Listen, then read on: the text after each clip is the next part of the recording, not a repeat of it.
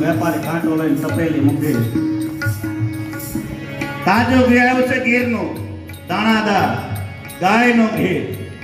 હા, તુલસી શ્યામ પાસે ગીર છે ને એમાં તુલસી શ્યામમાં બાજુમાં મીંઢાનો નેર નાખે એવું ઘી એના તોળે છે તપેલી બરાબર. આ બધું રાખી દો.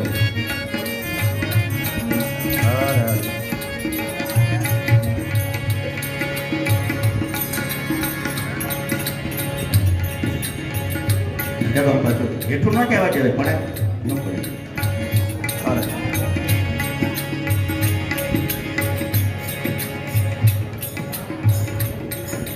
જેટલી તાળી આપો એટલો આનંદ આવશે.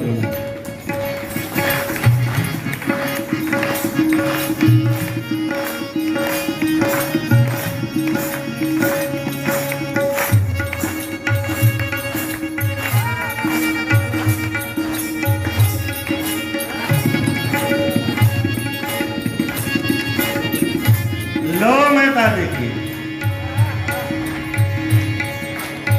પૈસા 15 દિવસ પછી વેપારીને થયું કે આની પાસે ક્યાં પૈસા લેવા છે, આ ભગત નું ઠેકાણું છે. એટલે એકદમ યુક્તિ કરી વેપારી કે પૈસા 15 દિવસ પછી આપો તોય મહેતાજી ચાલશે, પણ હમણાં મને યાદ આવ્યું. હા શું એ ક્યાં જે ઘી આવ્યું ને એમાં એક ગરોળી પડી ગઈ. મહેતાજીએ કીધું નહીં જલ્દી કાઢી નાખો, મારે તો ઠાકોરજીમાં ખાળ કરવાનો હોય, આવું કોઈ ઘી ન ચાલે. વેપારીને તો એટલું જ જતું હતું. રાધે શ્યામ રાધે શ્યામ.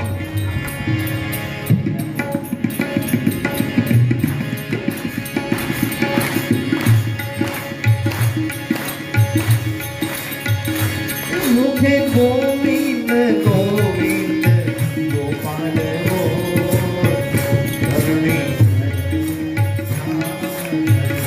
મુખે ગોવિંદ ગોવિંદ ગોપાલ જો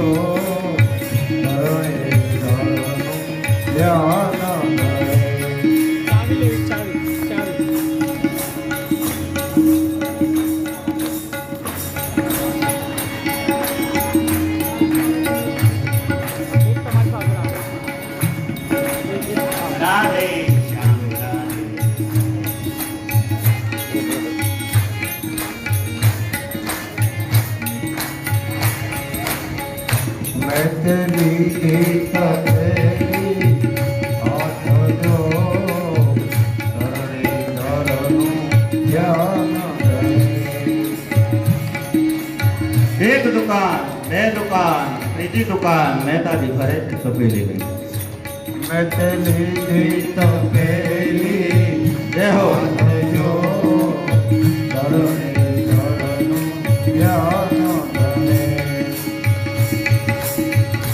ફરતા ફરતા ફરતા એક સંત માણસને કોઈ ઘી ન આવ્યું. જુનાગઢની બજારમાં ઘી આપે, પૈસાની વાત આવે, મહેતાજી કોઈ બનાવટ કરીને વેપારી પાછું ગઈ ગયો.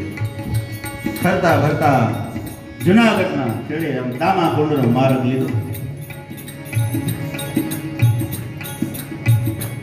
એક વૈષ્ણવ જનનું હાથ જો ધરણી ધરનું ધ્યાન ધરી. એક વૈષ્ણવ જનનું હાથ જો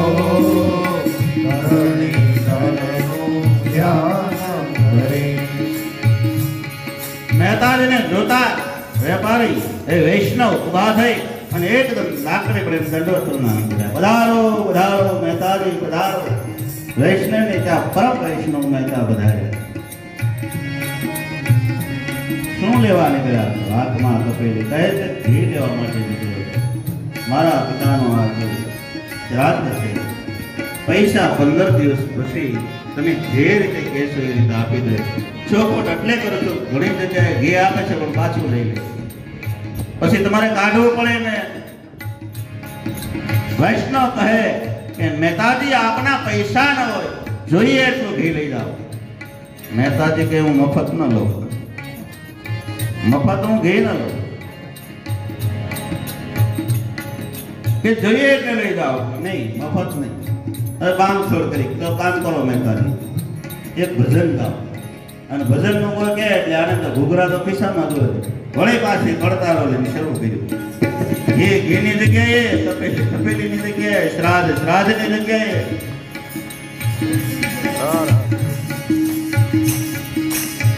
દર્શન જો ઘનશ્યામનાથ મોરી અખિયા